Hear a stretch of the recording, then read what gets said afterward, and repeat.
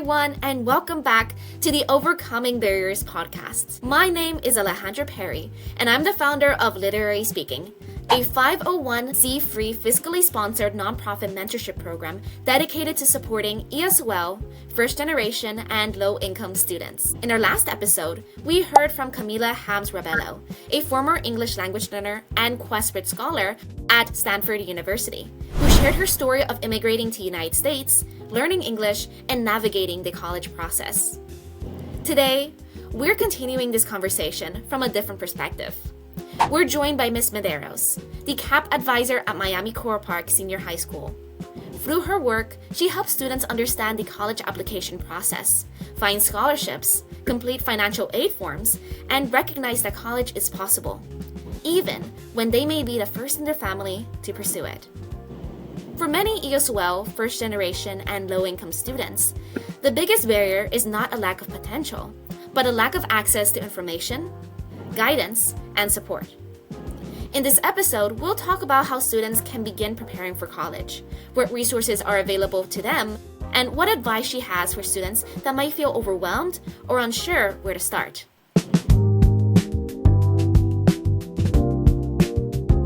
Thank you so much for joining us today, Ms. Mederos. Hi. Very nice to be here. Thank you. Yeah, we're so happy to have you. So, to go ahead and get started, what are some of the challenges you often feel ESOL, first generation, or low-income students face when they begin thinking about college? I think the biggest issue is lack of knowledge and lack of affordability. I think that as immigrants and those that are not financially sound, they think that it's a far stretch from them, but they don't know that there are many avenues that they can explore, such as by scholarships, financial aid. The world is their oyster. Obviously, immigration is a big thing because especially this year, I've seen that financial aid was not given to those that are not residents of the United States. It's been very difficult, but I do have success stories for those that academically decided to push themselves and were able to get institutional scholarships that were not bound by financial aid. So I think it's a matter of if there is a message that I need to get across to students, that I try to get across to students, is tell me what your dream is. Tell me what you want to do for 40 hours a week when you graduate, and I'll help you find the path that you need to follow in order to get that achievement. There's a misconception that college at this point is the only way, but it's not. There are trade schools, there is college, there's strength also in employment. I mean, I think that the student needs to just do whatever they feel is right for them, but there are so many things that are available to them. And my job at the school is to help them navigate through the many different opportunities that they have. And sometimes they might think that something is better for them than something else, but it's my job to give them at least both options, because there are options for everyone.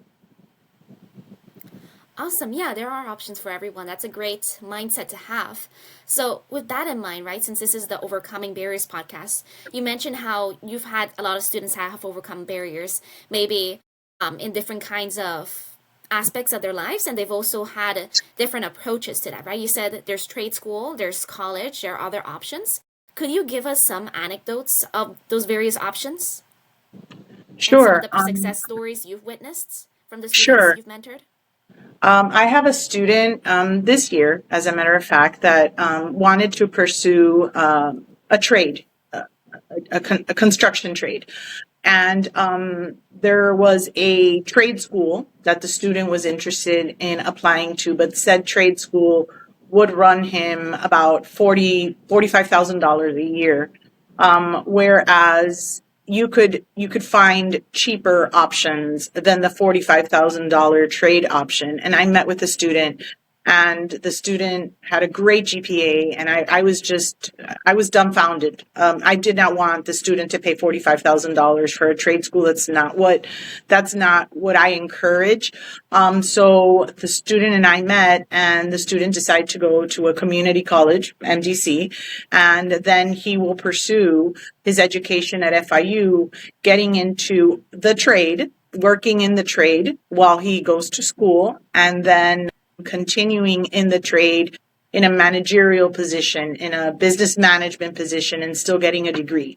So I think that was a win-win. I think college is not for everyone, as I said in my prior answer. But in this case, if you have a student that has a high academic, it's painstaking to see that thrown away and not pursued academically. Notwithstanding, I would have, of course, helped him with the trade school. I just think that there are many trade schools that are wonderful, that we have locally, that are more cost effective than higher trade schools that promise you the world and don't necessarily provide the world at the end of the, long haul. That's one. I think another one is a student that single parent household.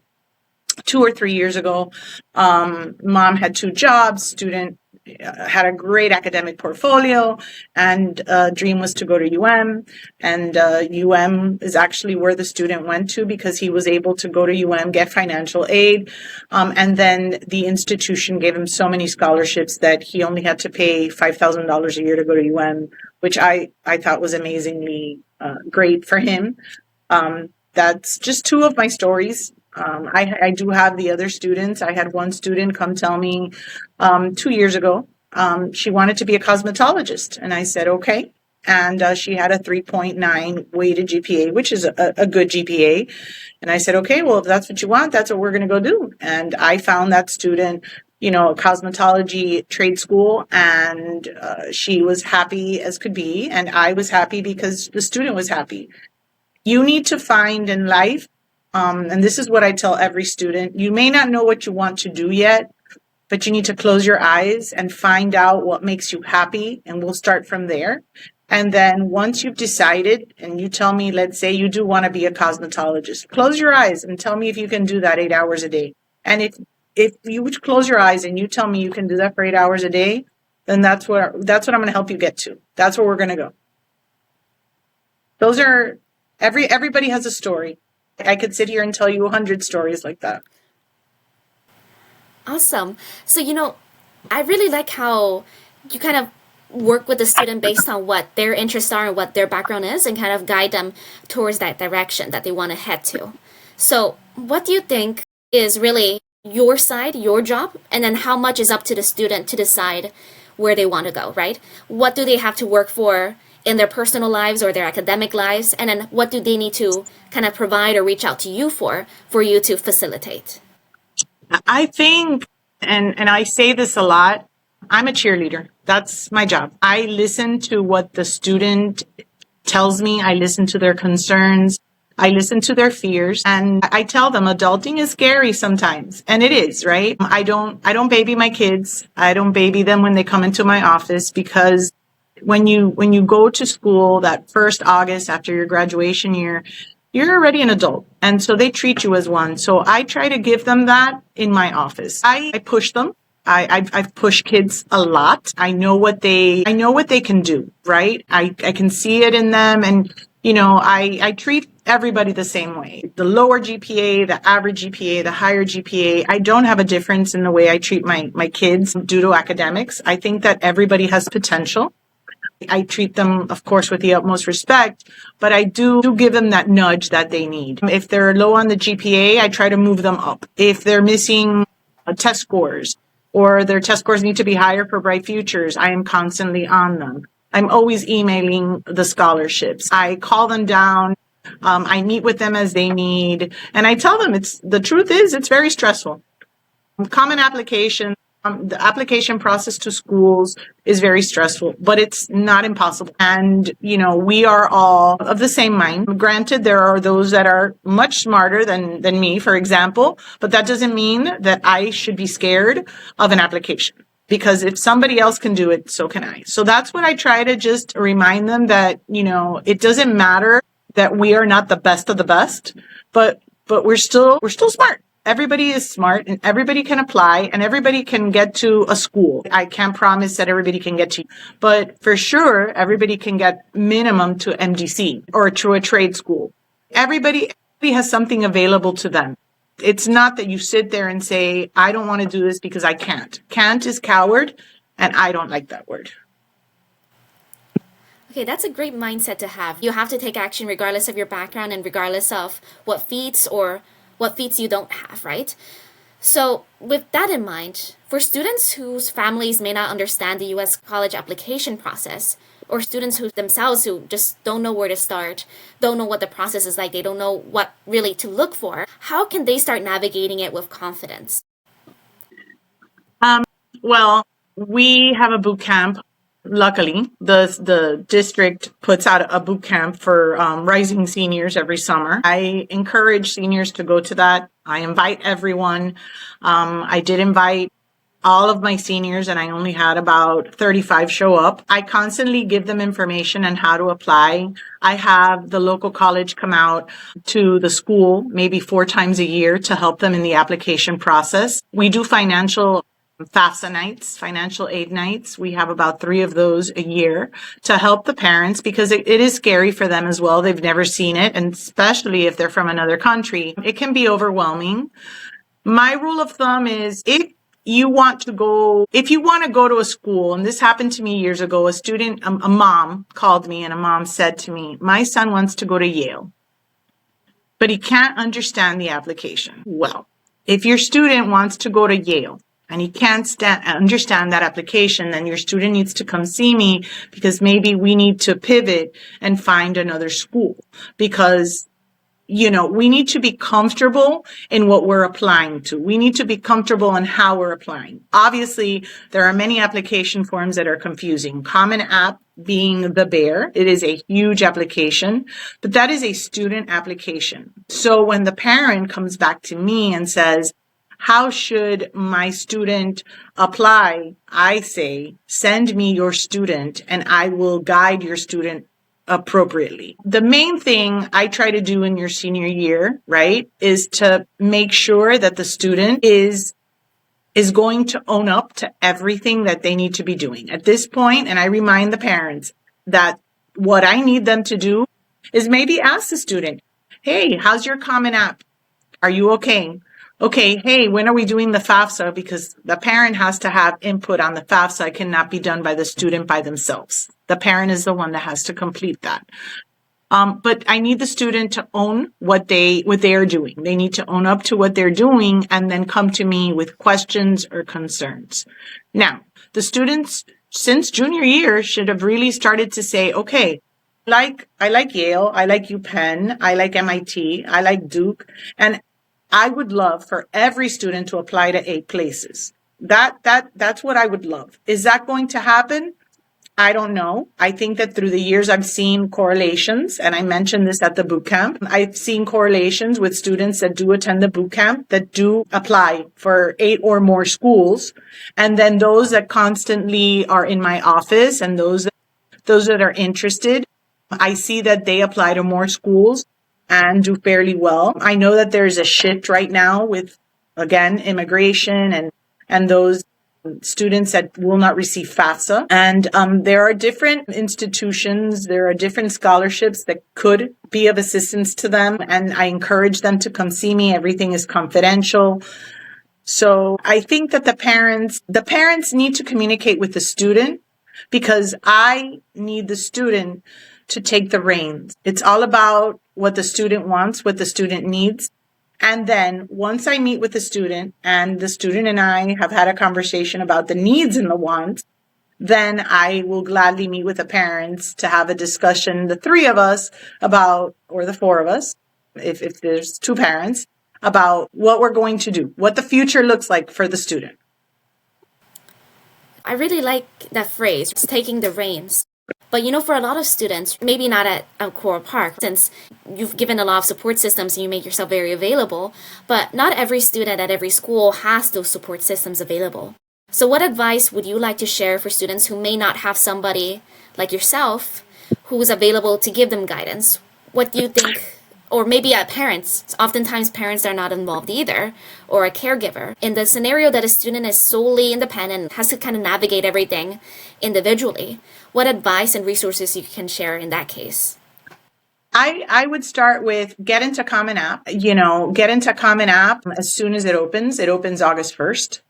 I think common application is a common application method where a student can apply for all the universities he or she is interested in. I think that you need to go into each university that interests you, that has the degree that you're looking for. I think it's important to check off all the boxes. Do they have academically what you want? Do they have socially what you want? Do they have demographically what you want? That's important. You don't want to pick a school that's 6 hours away from where you're at now, where you're going to be lonely and the demographics and the social life do not meet with what your needs are. So I think that's important. I think you need to love the university you're applying to. I think it needs to call to you. I think you need to be at an even par with that university to even apply. You would go through Common App and apply. Then, of course, when we talk about applying, we're also talking about personal statements and essays. And you need to provide a picture of who you are. Not academically, because they see that in the GPA and the transcript, but they need to know how Alejandra Perry thinks, what makes her who she is, and just an in-depth picture, per se, a little mini biography movie through the world of the Common App prompts, which there are 7. And then you could choose from and have somebody proofread your essay. I know that you're alone in your scenario. The student might be alone, might not have somebody. But throughout high school, you're not alone. You have teachers, and you always connect or should connect with maybe one person. Have that one person read your essay for you. I think that's important. And then financial aid is equally important. You could navigate financial aid by going to a local college and going with, you still need a parent or a guardian unless you're part of the foster or adopted. That's as far as the academic process goes, right? But then there's scholarships. You could Google scholarships. Institutions have scholarships. There are many institutions that right now meet full financial need, depending on what the parent makes. I think that those are really good schools that I'm talking about. For example, Duke University meets full financial need if that were to be one of the schools that the student would be interested in. And that would be an amazing school to go to. I would apply. Never fear applying to schools because you feel you're not going to get to the school. I think that, if you have the academic GPA and, you have a test score that may not be high enough, I would still apply if that's a school that might be your dream school. Because you never know. You never know what that school is looking for. That school might be looking for you. That school might be looking for somebody that has what you have, that for you might not be high enough, and you think that you might fail to be accepted. But I think that fear of failure should not inhibit you from using that and applying. That's a great mindset. So even if you're not sure if you're going to get in, you'll get the scholarship, you'll get the acceptance, it's worth applying regardless, because you never know what they might be looking for. It's not really restrained. Okay, you have to meet a certain threshold. Maybe that threshold is not clearly identified. That's what you're saying, right? Yes. We never know what the admissions office is looking for. What they are looking for, and what I still hold fast in, is, for example, if you're looking to be a biologist, that's your major, or your major is medicine, and you've taken engineering, and not one anatomy course. Well, admissions is going to get this application and say, okay, that's it. This one wants medicine, but not taking a single course in medicine. We're not accepting this student. That's the one thing I can tell you. Your application has to correlate with what you're pursuing the degree in. Your activities, your classes, all of that needs to correlate with each other, because I think that's one of the main things that admissions offices look for.